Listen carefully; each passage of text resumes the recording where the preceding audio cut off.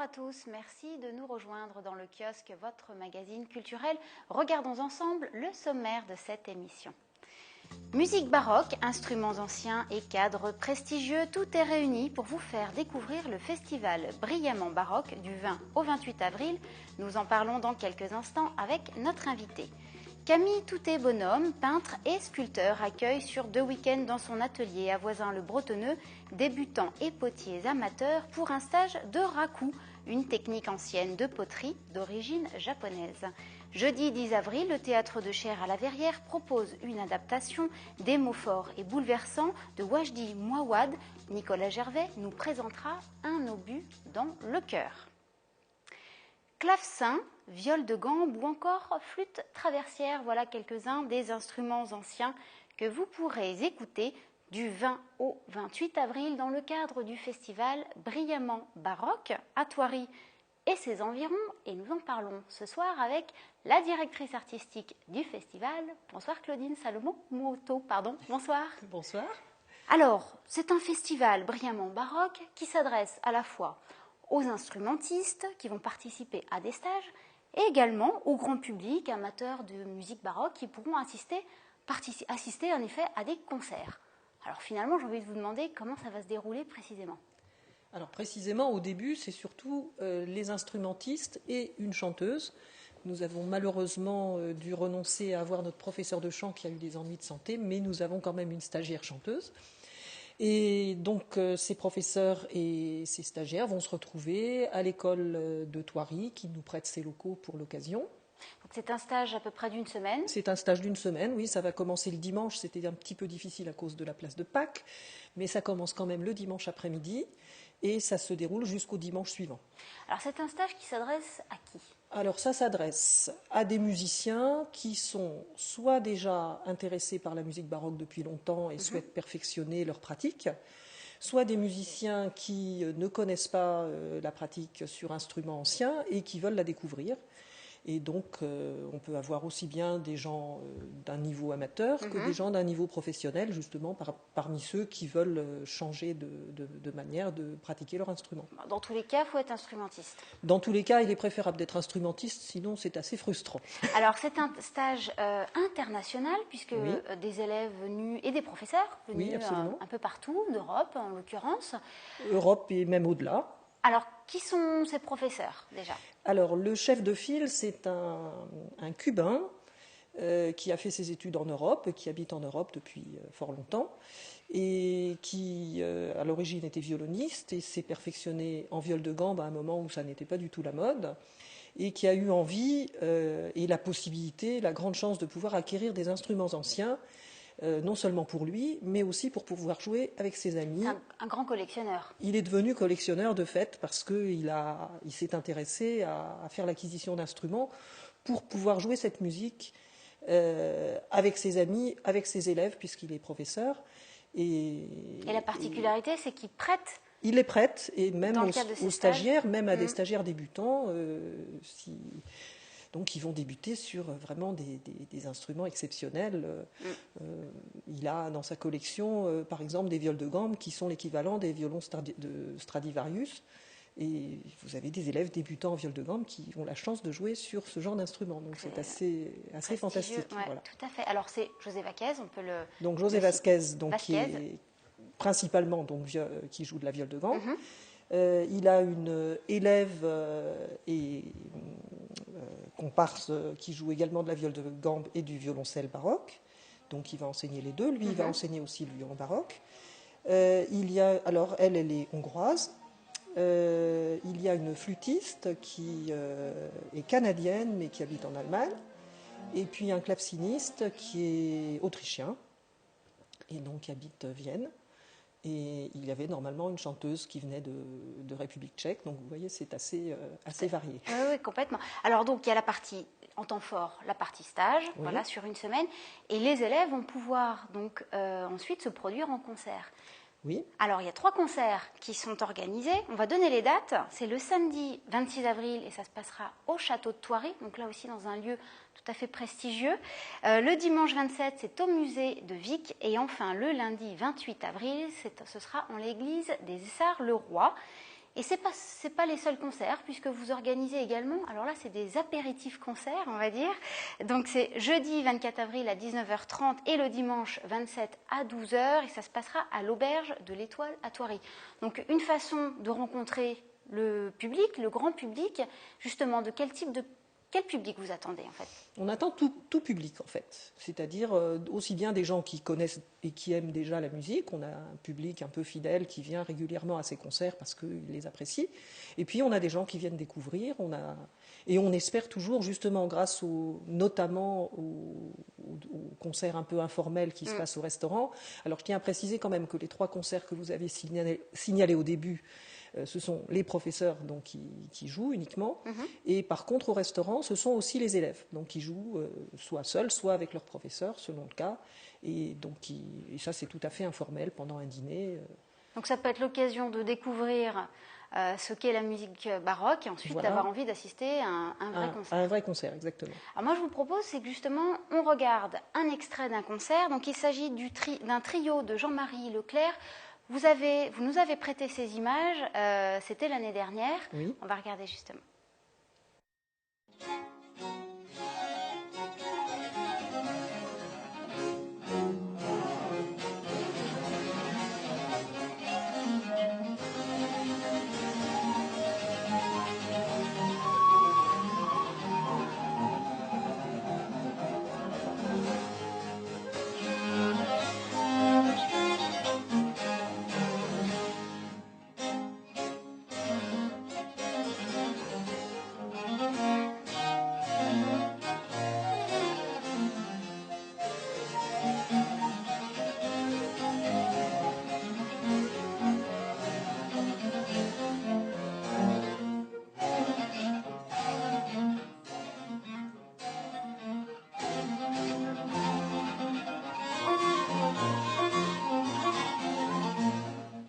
Comment est-ce qu'on peut caractériser le style baroque? Alors le style baroque tel que nous le faisons découvrir au public est une redécouverte qui date du milieu du XXe siècle en fait. Un certain nombre d'instrumentistes se sont penchés sur ce répertoire en retournant aux sources et en retournant aussi à l'usage des instruments qui se jouaient à l'époque. Parce que en fait, cette musique-là a été initialement rejouée parce que quelques musiciens romantiques ont eu envie de la redécouvrir et ont remis au goût du jour, mais ils l'ont aussi un peu revisitée à leur façon, c'est-à-dire avec leur style à eux. Et c'est de cet héritage-là que nous connaissons, en fait, que la plupart du public connaît cette musique. Et donc ces interprètes, en recherchant un petit peu d'autres sonorités, ont redécouvert complètement une autre manière de jouer. Donc, il y a une sorte de renouveau. Voilà, de renouveau complet de cette musique. Et pourtant, ça crée au sein de la musique, et notamment la musique classique, quelques discordes, puisque certains vont dire, non. Ça choquait. C'est-à-dire que quand les gens avaient l'habitude d'entendre, par exemple, un concerto de Bach avec un orchestre quasi symphonique et que tout d'un coup on leur présente la même chose avec une douzaine d'instrumentistes seulement, voire 6, c'est-à-dire un instrument par voix, ça change beaucoup les choses. Lorsqu'on leur change, alors il y a des gens qui sont très hostiles au fait qu'on leur change aussi le diapason, c'est-à-dire qu'ils n'ont pas l'habitude d'entendre les œuvres jouer à la même hauteur. Il y en a que ça choque parce que ça bouleverse leurs habitudes. Quand on leur présente des violons baroques, enfin le violon moderne ou le violon baroque, c'est quasiment le même, mais au cours du temps, on a modifié la tension des cordes en mettant des cordes. À l'origine, elles étaient en boyau, maintenant elles sont en métal, on peut les tendre davantage. L'archet a changé aussi. Au lieu de... Alors, justement, vous êtes venu, vous, avec votre flûte traversière voilà. baroque, donc qui n'est pas comme celle que l'on connaît le plus souvent moderne, en métal. Alors, présentez-la nous, quelles sont justement les grandes différences? Donc, on voit que déjà, c'est du bois. Alors, c'est du bois. Il y a une seule clé, alors que sur la flûte moderne, vous avez toute une quincaillerie. Uniquement 3 trous ici et 3 trous là. Je vais la prendre juste pour qu'on puisse bien voir, effectivement. Je ne sais pas si on voit bien. Voilà. Et qu'est-ce qui vous a amené, vous, à la musique baroque? Puisque vous avez commencé par le piano. Votre papa est musicien également, collectionneur. Et vous avez du piano dérivé donc à la flûte traversière. Et pourquoi la musique baroque? Qu'est-ce qui vous a Ça a plu? été un peu le hasard, c'est-à-dire que je me suis décidée à jouer de la flûte traversière parce que c'était plus facile à transporter qu'un piano. Et j'ai pris des cours très tardivement de flûte traversière moderne, donc, puisque c'était l'instrument logique. Et je suis allée à un stage de musique pour apprendre plus vite, parce que j'étais quand même pressée que ça avance. Et quand je suis arrivée à ce stage avec ma flûte moderne, on m'a dit « Ah non, ici, c'est pas ça du tout ». Et là, j'ai découvert cet instrument. Et ça a été le coup de foudre, en fait. Donc, Qu'est-ce qui vous a séduit dans le ce qui m'a baroque? séduit, c'est déjà la manière de jouer cette musique que je n'aimais pas avant parce que je la trouvais ennuyeuse. Et cette manière de la jouer que j'ai découverte à l'époque, beaucoup plus dynamique, beaucoup plus variée, beaucoup plus... C'est ce fameux renouveau? Voilà. Ça m'a vraiment intéressée. Et bon, j'ai découvert qu'il y avait une grande similitude avec le jazz dans la mesure où il y a beaucoup de choses qui ne sont pas écrites. Une partie d'improvisation. Il y a donc une partie d'improvisation, et ça à tous les niveaux de l'ensemble. Donc ça veut dire que c'est une musique qui est absolument pas figée. On peut l'écouter jouer par différents interprètes et ça ne ressemblera pas.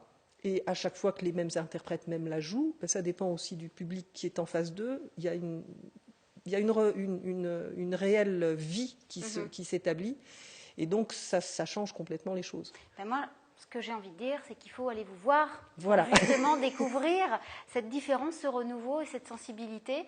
Donc rendez-vous sur votre site internet lesfêtesdethalie.org pour tout le programme, les réservations et puis toutes les dates donc, du concert. Merci beaucoup Claudine. Merci à vous. Alors nous partons maintenant du côté de Voisins-le-Bretonneux dans l'atelier de Camille Toutet-Bonhomme, peintre et sculpteur qui accueille sur 2 week-ends des débutants et des potiers amateurs pour un stage de raku. Et le raku, qu'est-ce que c'est? C'est une technique ancienne de poterie d'origine japonaise. Des images de Julien Leroy. C'est au petit atelier d'art et de technique artistique plus connu à Voisins-le-Bretonneux sous le nom de l'atelier Patata que se déroule sur 2 week-ends un stage de raku. Une technique ancienne de cuisson de poterie japonaise utilisée autrefois lors de la cérémonie du thé. On émaillait et cuisait son bol avant de l'utiliser. De nos jours, cette technique est pratiquée pour la réalisation de diverses poteries et sculptures. Ça permet d'obtenir des couleurs flamboyantes et des effets particuliers qu'on n'obtiendrait peut-être pas de façon aussi éclatante avec d'autres techniques de céramique. Alors, ce qui est spécifique, vraiment, c'est qu'on va faire éclater l'émail de façon à ce qu'il y ait comme ça tout un petit réseau qu'on trouve décoratif. Et on va mettre en valeur ce petit réseau par un enfumage qui va accentuer toutes les craquelures. Il y a une deuxième chose qu'on peut faire et qu'on aime bien faire, c'est qu'on obtient des beaux effets métallisés en utilisant beaucoup des oxydes métalliques. C'est vraiment l'occasion d'essayer d'ajouter de la couleur aux pièces, parce que les terres sortent en général rouges ou blanches, et donc on a envie de donner de la couleur. Par exemple, là, je suis en train de faire un dragon, donc j'ai envie qu'il sorte, de le mettre bleu ou vert, je ne sais pas encore, je vais réfléchir, mais qu'il ait des belles couleurs éclatantes.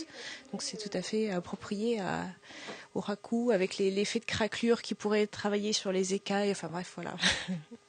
Le terme raku provient d'un idéogramme qui signifie bonheur dans le hasard, car la méthode de cuisson très particulière permet d'obtenir des résultats variant à l'infini, ce qui donne à la pièce réalisée un caractère unique. Ce qui est intéressant, c'est tout le côté aléatoire. Ça veut dire qu'on a vraiment la surprise de la sortie des pièces du four à raku, qui sont souvent assez étonnantes, toujours très jolies. Voilà, ça enfoncerait, mais toi tu l'as déjà fait quasiment la main. La chamotte, s'il y en avait. Ouais. Sauf que là, elle est Et impalpable. ça fait des marques? Ça fait des petites marques qui vont partir. Au bout d'un moment, ça va sécher. Si tu trouves, tu continues à mettre ta main. D'accord. Les étapes d'émaillage, de cuisson et d'enfumage sont prévues les 17 et 18 mai prochains. En attendant, Camille et ses stagiaires peaufinent le modelage de leurs pièces.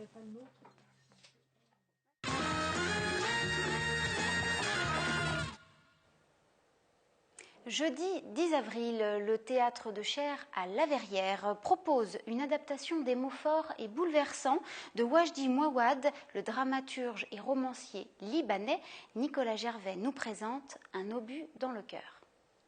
Elle met en scène Un obus dans le cœur, la fabuleuse pièce de Wajdi Mouawad, et il en est l'interprète seul en scène. Vous les retrouverez notamment le 10 avril au théâtre de Cher, Institut Marcel Rivière à La Verrière. Voici Catherine Cohen et Grégory Baquet dans le kiosque.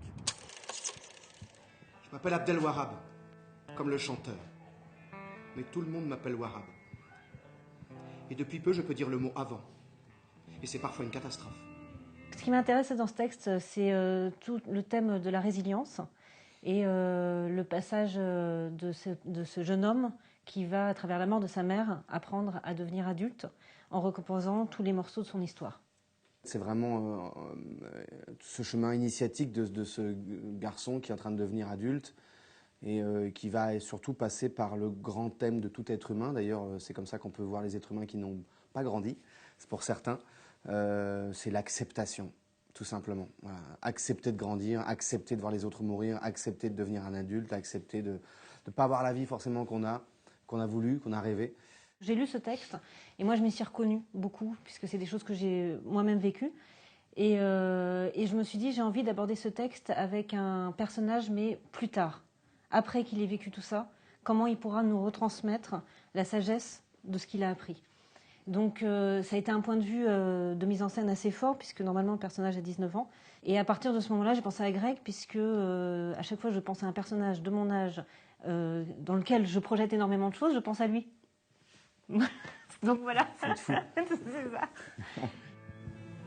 Quand notre mère meurt, ça nous donne certains droits. En manœuvrant bien, on peut en tirer un max d'avantages. Ça ébranle, ça touche tout le monde, tandis que notre mère va mourir. Aux yeux des gens, nous devenons porteurs d'un destin particulier. Je pense justement que je n'aurais pas pu jouer ce texte si Catherine me l'avait proposé il y a 10 ans ou 12 ans. Depuis la comédie musicale Roméo et Juliette, j'ai eu un grand passage où je suis passé par plein de choses, plein de théâtres différents, que ce soit des seuls en scène, des pièces avec beaucoup de personnages, avec Jean-Marie Bigard, avec Annie Dupéret, avec Geneviève Casil. Enfin, je suis passé par plein de gens différents. Maintenant, je me sens prêt, et d'ailleurs je pense être prêt à jouer ce texte tout seul et à l'aborder en connaissance de cause, en tout cas en sachant où trouver les émotions, trouver les choses. Je voulais laisser toute la place au texte, mais donc du coup aux comédiens. Donc c'était très important pour moi d'avoir quelque chose de très sobre et de travailler sur l'accompagnement du comédien à travers ce texte, plutôt que de l'envahir par énormément de choses.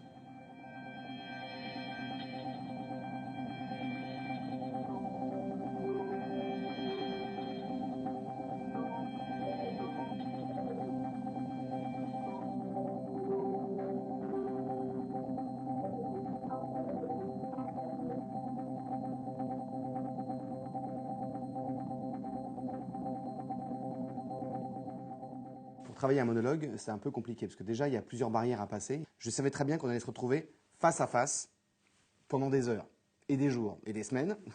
Donc il fallait que ça se passe le plus doucement possible. Et du coup, on a abordé le travail, étape après étape, tout doucement. On a commencé par lire ensemble, par travailler. J'allais chez elle, puis ensuite on s'est retrouvés au théâtre. Et puis ensuite, petit à petit, j'ai commencé à bouger, Ça s'est venu vraiment petit à petit. Alors j'ai payé ma place dans le bus. Ça a failli mal finir. Il me manquait 25 cents. Il a fallu parlementer avec le chauffeur. Il lève la main, je m'arrête, je me recule, il tient sa main levée, il me regarde même pas, et il me dit... Il y a un manque. C'est tout ce que j'ai. Il y a un manque. On tournait en rond. Alors, il manque 25 cents. Et après, il se trouve qu'en répétition, une fois qu'on avait bien avancé, on a eu Sylvain Jacques qui est venu travailler avec nous la musique, donc il s'est mis dans un coin et pendant que je travaillais, il envoyait des sons, il travaillait lui aussi de son côté. Ouma venait avec ses vidéos, il prenait des trucs, on filmait, il essayait de voir. On a vraiment travaillé comme des artisans. On avait tous envie de raconter comme un conte. C'est-à-dire que, en tout cas, moi j'étais vraiment partie là-dessus en disant ce que je veux, c'est que tu leur racontes une histoire comme dans la tradition des contes oraux, qui est de l'ordre de la transmission. Je sais pas comment tout ça s'est terminé. C'est des dialogues que je préfère oublier. Je lui ai juste dit... Je vais à l'hôpital. T'as raison d'aller à l'hôpital. Quand on est malade dans sa tête, là, on se soigne. Ma mère est en train de mourir, connard, et ton 25 cents, tu peux te le fourrer au fond du cul. C'est sorti tout seul. Il a plus rien dit. Je suis allé au fond, j'ai entendu juste le chauffeur dire aux passagers assis à côté de lui... Car Christ français. Je suis pas français, et je t'emmerde. J'ai hurlé. J'ai l'impression de jouer d'un instrument, en fait, de jouer du public.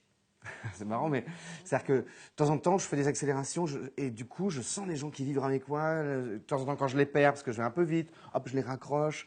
Puis les gens qui pleurent, parce que c'est quand même assez émouvant et sans être triste. Et c'est vrai qu'à la fin, ceux qui ont plongé, ceux que j'ai réussi à attraper, sont assez bouleversés parce que ça parle à tout le monde. En fait, c'est un sujet et même si on l'a pas encore vécu, on va le vivre. La perte de ses parents.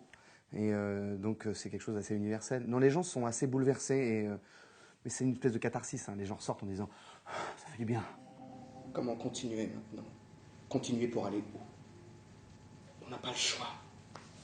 Dernière ligne droite.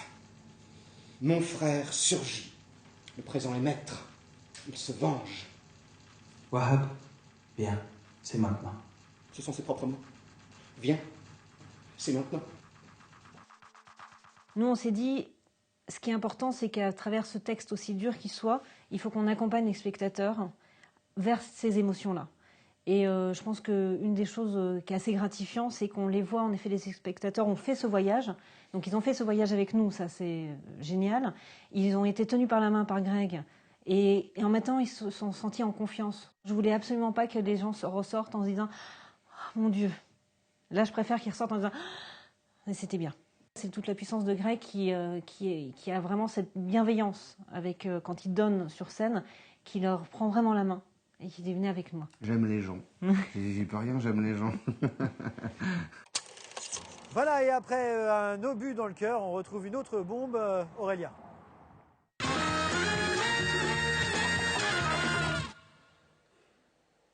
Nous sommes mercredi, c'est donc l'heure des sorties ciné au micro d'Élodie Moine. C'est très bien, ma foi, c'est bien. C'est une bonne peinture d'une certaine société.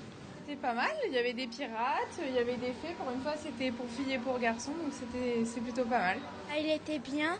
C'était vraiment super, vraiment bien, ouais, super. Ah, c'était bien.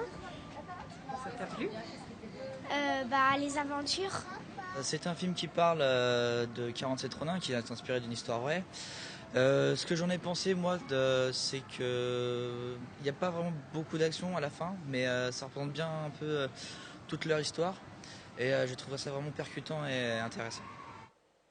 Cette semaine, Bertrand Pignet, responsable du cinéma Les Yeux d'Elsa à Saint-Cyr-l'École, est notre professionnel et nous donne son coup de cœur. On l'écoute. Bonjour, à Saint-Cyr-l'École, à partir du 9 avril, vous pourrez découvrir notre coup de cœur de ces dernières semaines, de ce dernier mois, le film The Grand Budapest Hotel de Wes Anderson. L'action se passe dans un hôtel. Une jeune femme vient se recueillir sur la tombe d'un écrivain.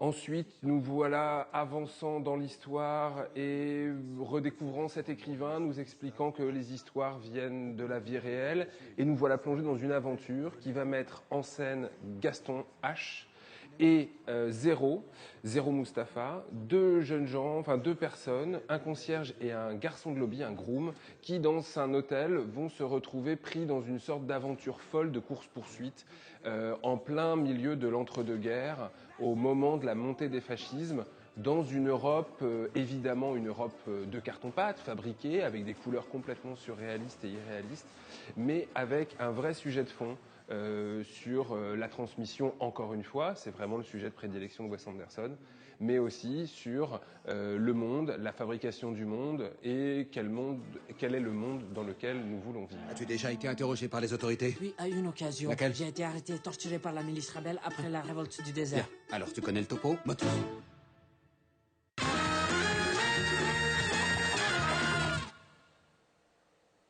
À présent, quelques autres idées de sortie ces prochains jours. Alors tout d'abord, Sergent Garcia est de retour sur scène à l'occasion de la sortie de sa première anthologie. C'est vendredi à la Batterie à Guyancourt. Autre concert, autre style, Michel Jonas sera également sur scène vendredi pour un concert piano-voix avec Jean-Yves D'Angelo, son complice de toujours. C'est à 21h au Prisme à Elancourt. Le centre Alfred de Vigny et la ville de Voisins organisent 3 jours de marché des terroirs, vin et gastronomie. Une trentaine d'exposants seront présents vendredi, samedi et dimanche au centre commercial de la Mérantaise à Voisins, le Bretonneux.